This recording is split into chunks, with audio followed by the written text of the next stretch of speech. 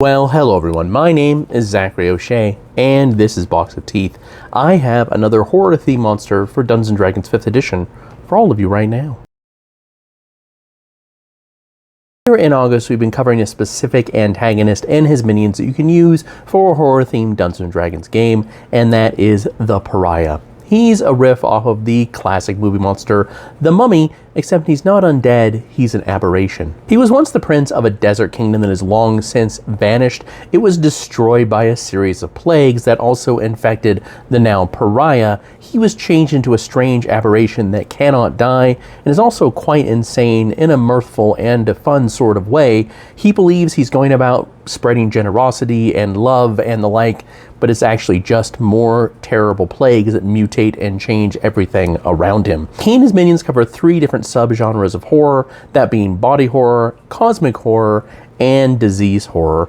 We have another one that is really into heavy body horror and cosmic horror now, which is the Scouring Gatekeeper. The Scouring Gatekeeper is an unholy fusion of insect and man that is vaguely centaur-like in its appearance. Its base is that of an ink egg of a desert brown hue, but where there should be an insect head, instead sprouts its humanoid torso that is still covered in chitin, and it has armor around it that's still chitin but has that kind of muscle cuirass look, and then its helmet with antennas is just more shell, and it has a mask from which a bunch of little hairs that are insectoid in nature hang down, kind of looking like a woven beard, but not quite. Off its back end, however, sprouts a long scorpion-like tail. There's no stinger at the end. There's a second mouth that is mandibled and ringed with human teeth. Many of them also have markings along their side of various offal and debris and stains to denote some sort of rank and a haphazard and nonsensical hierarchy. As the Pariah's hold solidifies over a city, it's not just the downtrodden, the mad, and the disease that fall under his control. Whatever military is mustered to deal with the plague-ridden masses is infected by them as well. All sorts of fleas and ticks and other burrowing bugs are attracted to the brutes and burrow into them, leaking strange toxins and infecting them with a slow-growing spiritual corruption. Eventually, these poor guards enter some sort of pupal state, and what hatches out is a Scouring Gatekeeper.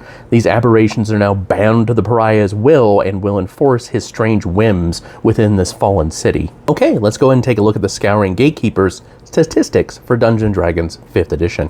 The Scouring Gatekeeper is a challenge rating 8 large aberration that is chaotic neutral. They have a pretty good armor class and a decent number of hit points. They are resistant to acid damage as well as necrotic damage and weapon damage that is not magical. They're immune to poison damage. They do have dark vision and tremor sense, and they do know common and deep speech. Ability wise, they do have Gatekeep, which is the sentinel feat more or less, innate spellcasting once per day for insect plague, and venomous physique, so whenever they would be subject to poison damage, as they cannot take poison damage, they regain that number of hit points instead. Action-wise, they do have multi-attack for 1 antenna, 1 bite, and 1 bite attack every round. Their antenna does slashing damage, but more importantly, when it hits, it reduces a creature's speed by 10 feet.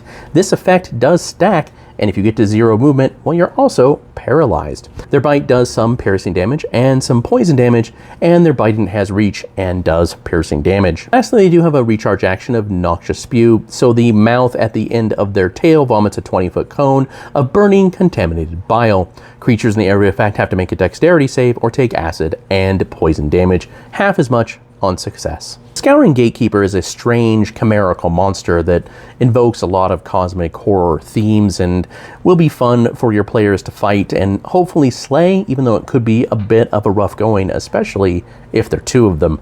I'd love to know how you would use them in your own game down in the comments below. Of course, you can find them, the rest of the Pariah's minions, and hundreds more horror-themed monsters, all for Dungeons & Dragons 5th edition, that are all perfectly free at boxofteeth.blogspot.com. In addition, if you're more interested in the non-Dungeons & Dragons role-playing projects that I have, or the horror fiction that I write that includes Grease Paint right there, which is book 1 in the Crimson Thread series, and Psychopomps, book 2 right here, which releases at the end of this month on the 30th. Go ahead and pre-order yours now. You can go to www.zacharyoshea.com. As always, I appreciate your time and your attention. Sorry the fan was on for part of that I didn't realize until towards the end. Have a wonderful rest of the day.